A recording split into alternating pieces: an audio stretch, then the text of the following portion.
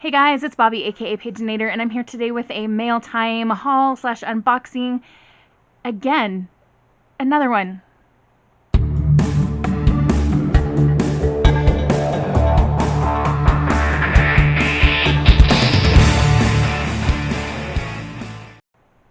Let's go. Alright, so the first item I'm going to show you actually came a while ago, and I keep forgetting to include it in a haul. It's just been kind of sitting on my shelf. It was a picture book. Mama Cat Has 3 Kittens by Denise Fleming. This came with a letter, and it is from Dringbib Production / Plush Bat Fan, which I learned is a YouTube channel. They don't do bookish content. You can look up the channel. I'll link it in the space below if you want to see what they are. They also included statistics about gas prices. It's kind of baffling to me. I'm not exactly sure why they included the gas prices, if they're like pushing a political agenda or not. I haven't actually read this picture book. I've been super busy, and like a picture book is not something I have time for at the moment. It would take me like 2 seconds, I know, but still. I'll keep this on my picture book shelf, and if I'm in the mood for a book about a cat, I know exactly where to find one. So thanks for sending this to me. And then we also have 2 subscriptions. We have Kal-Elle Fandom Monthly. This is going to be my last package from them because a while ago I gifted myself like a 6-month subscription, and this is the last one. And then we also have the Unplugged Book Box. I purchased 2 of their boxes.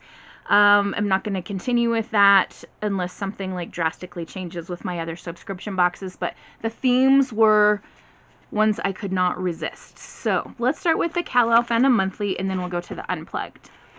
Alright, that took a minute to get this package opened.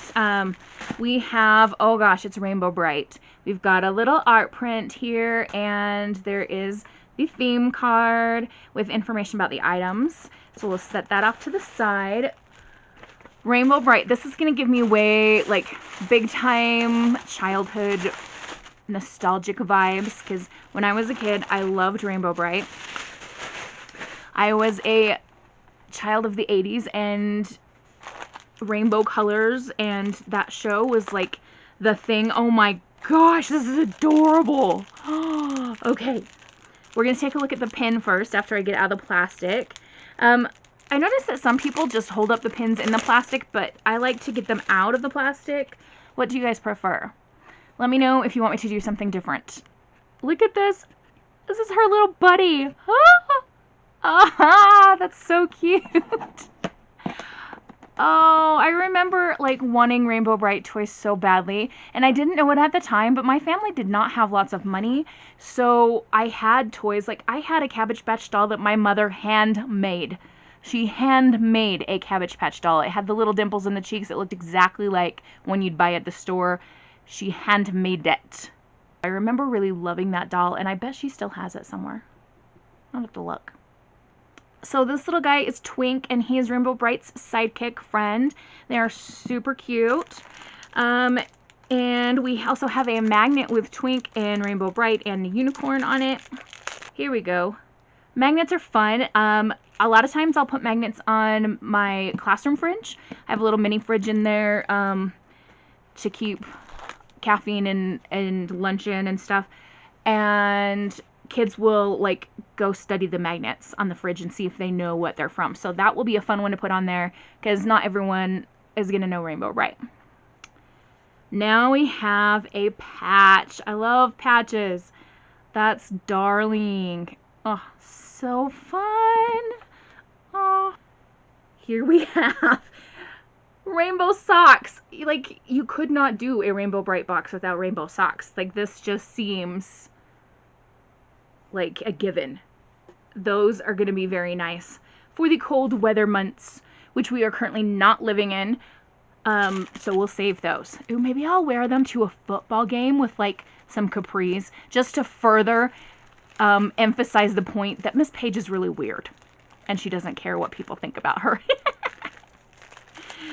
All right, we've got this cute little bag that's got like rainbow vibey tree branches and stuff on it, which is very cute.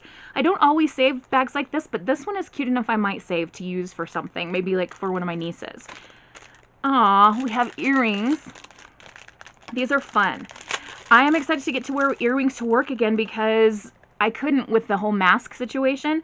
Trying to be like a teacher with a mask and earrings is impossible because you're constantly having to pull your mask off when you're 6 feet away from the kids so you can clarify and explain things and then put the mask back on. Earrings would just make that a nightmare. So, rainbow bright earrings. Oh my gosh, that's a mirror at the top. The star is a mirror. And we have glittery rainbows. How funny! These will be fun. Aww. Plus, if you ever need Pride Month accessories, Rainbow Bright works very well for that as well. Oh, we have 2 friendship bracelets in rainbow colors, so I'm assuming you can give one to your friend. Let's get one of them out of the pouchy and we'll take a look. Alright, so the cords themselves are just like, I'm not exactly sure what, it looks like nylon cord, but just rainbow colors. Cute little thing you can wear and give one to your best friend. This might be something that, like, I would do for, I don't know, I would wear that myself, but also, like, wouldn't it be fun if I had a classroom giveaway and gave both of them to one kid so they could have one and give one to their friend? I think way too much about giving stuff away to my kids. I feel like, do they really deserve it? I guess some of them do. Anyway, it's fun. And lastly, we have a necklace, which is a rainbow. So this is just a silver frame, and then you can, like this today would be a gold rainbow, or, you know, whatever you put it in front of, it's going to change the colors. That's kind of fun to just have like a plain silver rainbow. I've never seen a rainbow necklace that was not colorful. I'm not sure if I like it or if I don't. Like, I'm gonna say I like it just because I want to be positive. The week that I'm filming this has not been great for my anxiety, and I don't need any negative energy in my life. So we're going with that we love these things. That was really fun. Kal-Elle Fandom Monthly is a really fun subscription. I might come back to it at some point later. I don't know. I'm trying to be smart with my money, but then I see these things online in like special edition boxes or like books I want to read and have no shelf control. Alright, now we're ready for the Unplugged Book Box, and we shall cut the tape here. Here you come again, looking better than a body has a right to, and shaking me up so I want the world to know. Open up box, I can't get you open. Okay, I think we're there. I've had Dolly Parton songs in my head like for days now. Maybe I should make a Dolly Parton book tag. I don't think there is one out there. I don't know. I'm gonna have to look that up. I kind of like that idea. Okay, we're opening the box. Ooh. Can you see anything? And the theme for this box is something wicked this way comes. This is the August Young Adult box. They do an adult and young adult box. And being me, I get the young adult box. So, we have a cauldron. Oh, this is cute. Oh, it smells good. Intoxicating Power Bath Bomb by Sudsy Duck Soapery. Surprise inside. Scent profile, tropical fruit, and revenge. Yes. So the cauldron itself is plastic, so you just have to, I don't know if this would pour out, but you just let it fizz out in the tub. I haven't taken a bath in such a long time because it's been so hot this summer.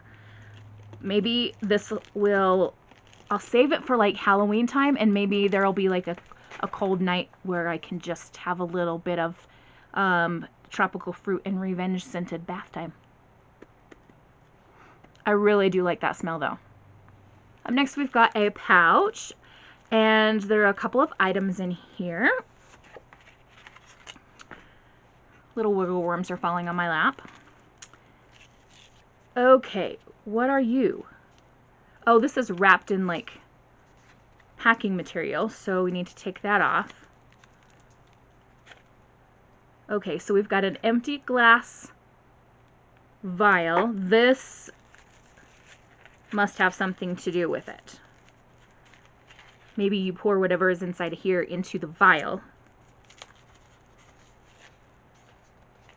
Ooh, Gansey, Unplugged Book Box Gansey, 100% pure peppermint essential oils for aromatherapy use.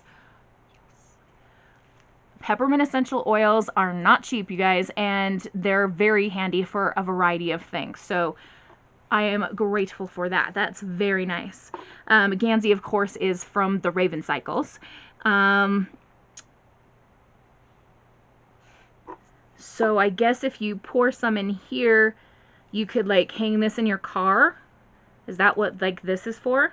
Let's see if the spoiler card tells me anything. It just says diffuser. So, all right, what is this? Yes. Yes. It is a hot and cold rice pack. Nevermore, of course, themed to the famous poem The Raven by Edgar Allan Poe. Wow.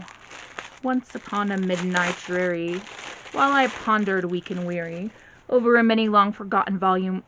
No, that's not how it goes. Over a volume of long forgotten lore. Something like that. Anyway. It's a rice pack. Rice packs are also so handy. It smells like rice. And a bit like peppermint. But look at the pretty fabric. It says potions on there. Oh, yay. I'm gonna use this. Love it. This is the thing with Unplugged Book Box, is they put items in here that are quite practical. In almost every box or unboxing I've seen of theirs, they have practical items as well as fun ones. So, I don't know. I just like that. I don't have many, I know words. Moving on. We have a pin. Ugh. It is this, a flying horse with some mythology symbols on it. Is the book going to be about some Greek mythology-ish stuff? I don't know. Because sometimes, some boxes, the pins are themed to the books, but some are not. So I guess we'll find out in a minute. But first we have a couple more items. We have lip balm. It says Sophia's lip balm. Oh, no, it's not lip balm. Sophia's heel balm. For recovery after the annual ball. Let's see what we can learn here. Cinderella is dead, heel balm. In this Cinderella retelling by Kal-Elle Bayron, Sophia must face some wicked things head on in order to be happy. Yes, she does. This exclusive heel balm will make sure you're ready for the annual ball. It is by Ready Limited. Shall we see if it has a scent? All right, plastic's off. We're ready to sniff. Can't really smell anything, which is probably a good thing in a heel balm, because you don't want like to put scented things on your feet and then the rest of you smell like something else. That would be weird. All right, we've got another item in a bottle here from Petrichor Inc. Unplugged exclusive Sydney Grapefruit Graveyard Dirt Face Cleanser infused with botanicals. Sydney being from Vicious by Victoria Schwab, or V.E. Schwab. I can never remember which books are V.E. and which ones are Victoria. Okay, so one of the cool things about Petrichor Inc.'s products is the colors are just gorgeous. This is like red, and I don't think the camera's picking this up well, but it's very swirly inside. I don't know if this one is going to smell like grapefruit, or it just has grapefruit in it.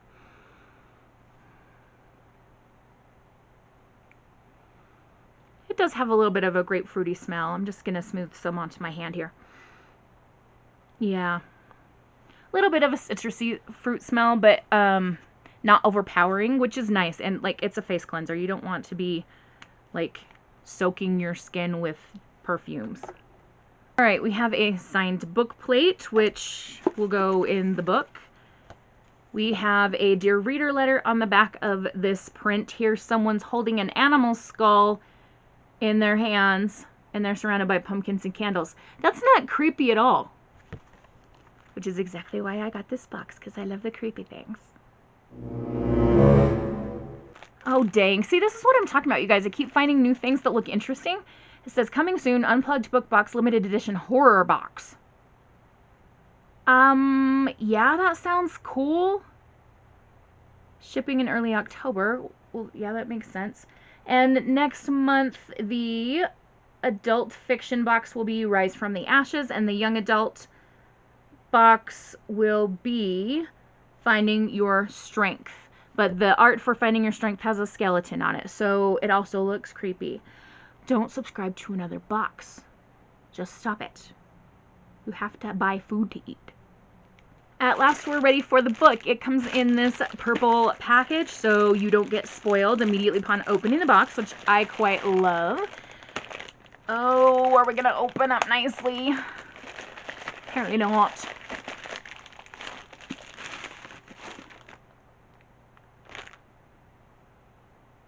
What is this? Mark of the Wicked by Georgia Bowers. Animal skeleton. Shadows of wolves. A creepy dude in a hooded cloak. Bats. Moonlight. Bat skeleton. We're hitting a lot of creepy things on this cover. The forest. Oh, there's 2 covers. Oh my goodness. Okay, so first let's look at the back of this one. It says magic always leaves its mark. And then we're going to pull this one off. Another cover. And here we have creepy briars and red leaves. Is this girl trapped in there? All right, let's start with the DeReader letter, and if we need to, we can go on to the synopsis on the dust jacket. So it says, Dear Reader, when I was young, my family was driving past a wooded area near where I grew up. My mom turned to look at me from the passenger seat and glanced at the woods and then said, This is where the witches meet. I love this mom already. She held my gaze for a few seconds, then turned back around, probably knowing full well she'd sparked an interest that I'd never ever shake. I stared out of the window as the trees rushed by, my mind shooting off questions. Who were these witches? What were they doing? Why were they meeting? What did they look like? Were they good witches like Mildred Hubble, or were they bad and green like the Wicked Witch of the West? I was hooked. Fast forward many years, and whilst surrounded by books as a librarian, I decided to start writing my own. I'd written a few that hadn't gotten anywhere, but when I came across a short story competition on the theme of Bewitched. My story didn't win, but I couldn't stop thinking about this witch who carries the pain of what she'd done to others on her face. Not willing to let her go, I took myself back to that magical moment in the car and built a world around these witches my mom had alluded to, giving them family, friends, desires, worries, and for Matilda, a pet goat named Victor. Yes! There's a specific scene between Matilda, her mother, and her grandmother when they are in the woods together in the dead of night with only nocturnal animals witnessing the secrets of this family of witches. It's not a big scene, but it's one of my favorites in the book. When I fleshed out Matilda's story, I knew it needed to be set during the run-up to Halloween. Autumn is my absolute favorite time of year. Me too, girl. There's something magical about the leaves curling and falling to the ground, and the dark nights when everyone's tucked up in their beds. Well, almost everyone. Some feel they're most energized under the light of the full moon. Halloween is a special time for Matilda and her family, a powerful time where you can taste the possibility of magic on the tip of your tongue, and a countdown to All Hallows Eve seemed only natural. So in my heart, it's Halloween, and when you read this, I hope you'll curl up with a blanket and hot chocolate while a complicated witch leads you into her world of spells and charms. And next time you're walking through the woods, take a moment to wonder if this is where the witches meet. Thank you for reading, Georgia Bowers. I love that. And I actually do spend a decent amount of time in the woods, especially in the summer. But like in the fall, it's also a really fun time to go up to the woods. Like I can get there really quickly from my house and you just walk around. And even if you're just by yourself, which makes it more creepy. And you crunch the leaves under your feet and like you just enjoy nature. It's just awesome.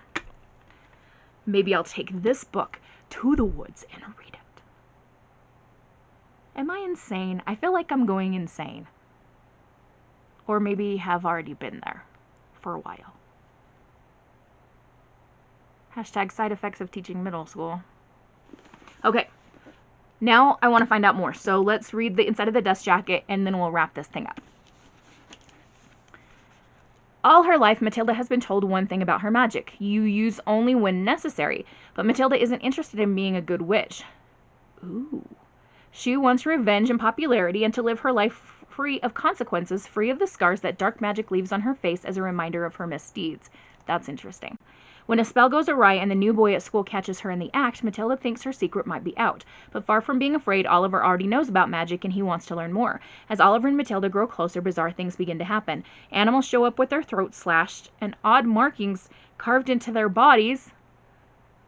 Ah! A young girl dies mysteriously and everyone blames Matilda, but she isn't responsible, at least not that she can remember. As her magic begins to spin out of control, Matilda must decide for herself what makes a good witch and discover the truth before anyone else turns up dead. This sounds like the perfect spooky season book, so I need to save it. It's August right now. I can't read this yet. But thank you, Unplugged Book Box, because I hadn't heard of this book, and it sounds bloody fantastic. And probably really bloody. Cool. I'm excited. Oh. You guys, I am so sad that, like, summer's, like, winding down, but also the fall. I love it. Yay. So, that's it for today's video. The more I think about it, like, as I've been doing this video in the back of my mind, I've been like, do a Dolly Parton book tag. So, that might be coming soon. See you guys in the next one. For now, have a wonderful, magical, and bookish day. Happy reading. Adios.